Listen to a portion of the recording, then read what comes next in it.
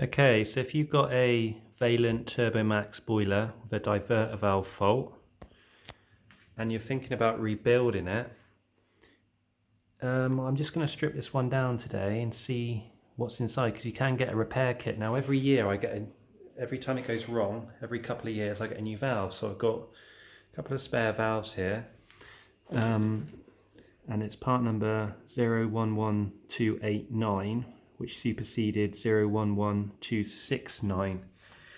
And that is the diverter valve. So what's inside, what goes wrong? Because the common fault is you get liquid, you get fluid leak around this lever.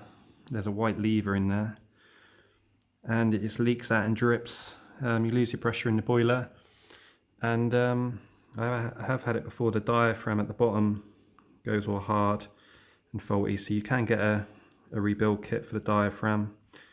You can get a full rebuild kit. So let's have a look inside and see how we would rebuild it if we decided to. So you're going to start by taking the bottom off, which is those 6 bolts. So let's do that first. Okay, so that's the 6 bolts undone at the bottom. And that's that piece there out the way. So inside there's a diaphragm. So that can be pulled out the way. You can change that. That normally goes quite hard. And inside there's some sort of plungery sort of bit. And there's a bush in there.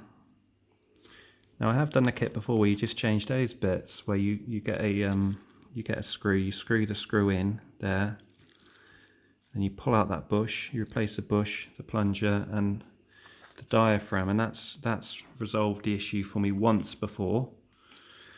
But that doesn't resolve the issue when it's leaking from here. So the next thing is to take that switch out the way. And that switch, see those 3 tabs on the side? One there, one there, and one at the bottom. So they just need to very carefully pull that switch out the way. Then you need to undo that screw, the Phillips screw at the top there. And then once you've done that, I'll show you what to do. Right, so once you've got the Phillips out of the way, this thing twists round. So you've got to twist it round, and you can see it coming out. You've got to very carefully prise that round, and then once you've got it round, I'll show you how to get it out.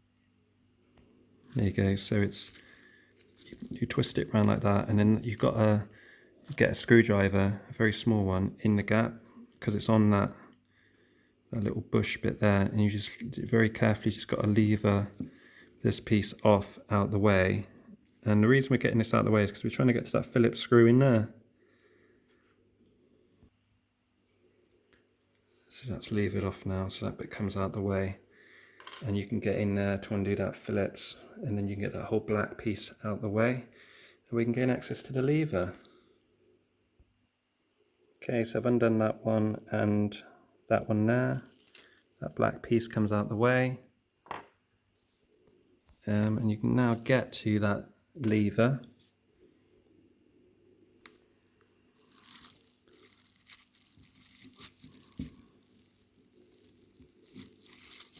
It's not coming out yet, which is fine, because we'll see what's holding that in a minute. So what we're going to have to do now is we're going to have to undo those 3 bolts there, these 3 Phillips there, and we're going to lift the top off. That's what I'm going to do next. Just undone those 3 Phillips, so that'll spring off now. Top bit comes off, that lifts off nicely.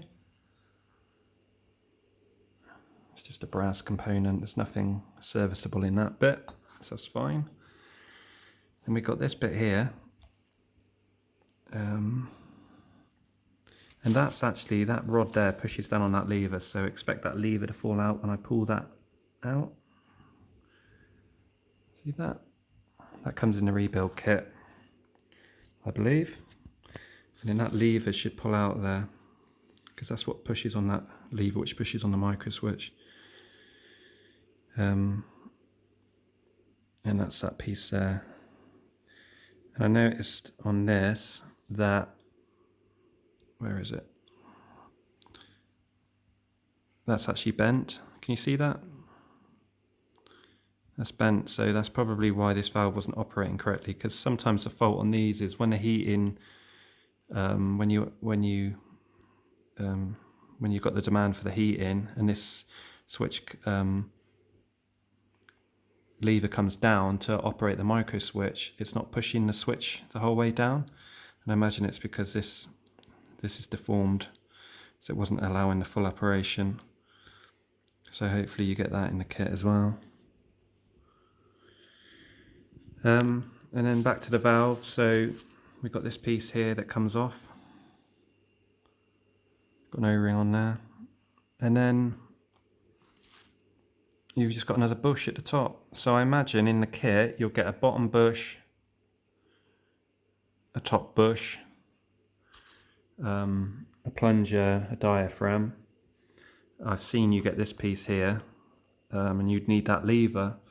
Now if you had all those bits and you rebuilt it, there's nothing complicated really. There's no reason why I can see that it wouldn't work. The only thing I have seen is in the bottom component,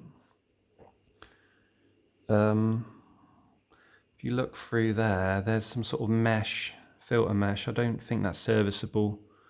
I don't think you'd need to change that. I might take that apart later and just see what, and do that part and see what's going on in there, just because there's some sort of plasticky bit in there. But I don't think that's needed to be stripped really. That's probably can just be left how it is. If you're rebuilding your valve, this is the main component, this piece, this lever, this diaphragm and this plunger. And to be fair, that looks pretty straightforward. So I'm going to order the kit. I think you can get the kit for $9.99 off eBay. And then I'm going to really clean it up, the body up, and see if it works. So good luck if you're attempting yours. Yeah, good luck. Hope it goes well.